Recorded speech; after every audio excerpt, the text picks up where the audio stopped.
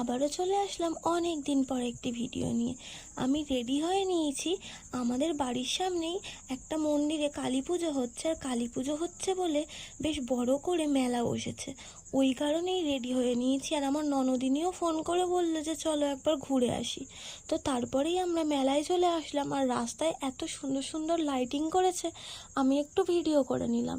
তারপরে এই যে এখানে আমার শাশুড়ি মা দাঁড়িয়ে আছে, আর আমরা এসেই তারপরে মেলায় যাওয়ার উদ্দেশ্যে মেলার ভেতরে প্রবেশ করতে থাকলাম।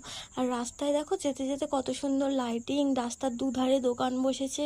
এসব দেখতে দেখতে আমরা যাচ্ছিলাম মন্দিরে, যে ঠাকুরটা করেছে ঠাকুরকে দর্শন করার জন্য।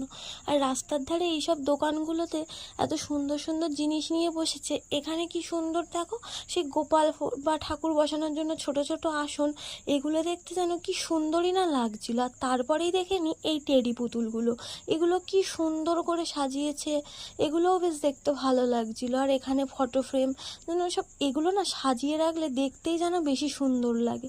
তো এসব দেখতে দেখতে আর আমার একটু ভিডিও করতে করতে আমরা চলে যাচ্ছিলাম মেলার ভেতরে। আর এই যে এই লাইটিংটা কত সুন্দর দেখো। তো এই সবার এখানে এই যে ভূত, ভয় পাওয়ার মতো বাচ্চাদের।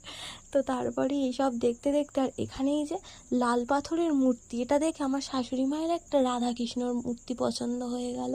তো সেটা কিনে নিয়ে আমরা তারপর ঠাকুর দর্শন করে নিলাম। আর এখানে প্রতিমার মুখটা কি অপূর্ব সুন্দর করেছে। আর এত ভিড় ছিল যে আমি ঠিক করে ভিডিওটাই করতে পারিনি। আর তারপরে ওই যে মেয়েদের মেলায় গেলে যে আর হয় কি, মেয়েদের যেসব জিনিস একটু দেখছিলাম যে কী নেওয়া যেতে পারে, কী নেওয়া যেতে পারে। তো যাই হোক, ওই সব দেখে আমার আর সেরকম কিছু পছন্দই হচ্ছিল না। কী নেব, একবার মনে হচ্ছে এটা নিই, আবার ওটা যেন ভালো লাগছিল না। আর আমার যে ফোনটা ধরে দিয়েছিল আমাদের পুচকে, সে আবার একটু আমার ভিডিও করে দিচ্ছিল, বললো মিমি তোমার একটু ভিডিও করে দিই। আর তারপরে আমি আমার শাশুড়ি মাকে এখানে দেখাচ্ছিলাম যে দেখো মা, ওখানে একটা হনুমান ছিল, যে দেখো কি সুন্দর লাগছে দেখতে। তো ওটা নিয়ে আমার শাশুড়ি মা, আমি আর আমার ননদিনী একটু হাসাহাসি করছিলাম। তো যাই হোক, কিছু সেরকম পছন্দ হলো না, সেই কারণে আমি আর কিছু নেইনি, আমার শাশুড়ি মাই যা নিয়েছে। আর এখানে ইনি বায়না করে গাড়ি কিনে নিয়েছে, বাচ্চাদের যা হয়। তারপরে আমরা আইসক্রিমের দোকানে চলে গেছিলাম আইসক্রিম খাবো বলে। আর তারপরে আমরা খেয়ে নিয়েছিলাম চাউমিন, আর মাঝে কিন্তু চিকেন পকোড়াও খেয়েছিলাম, সেটার ভিডিও নেওয়া হয়নি। টাটা।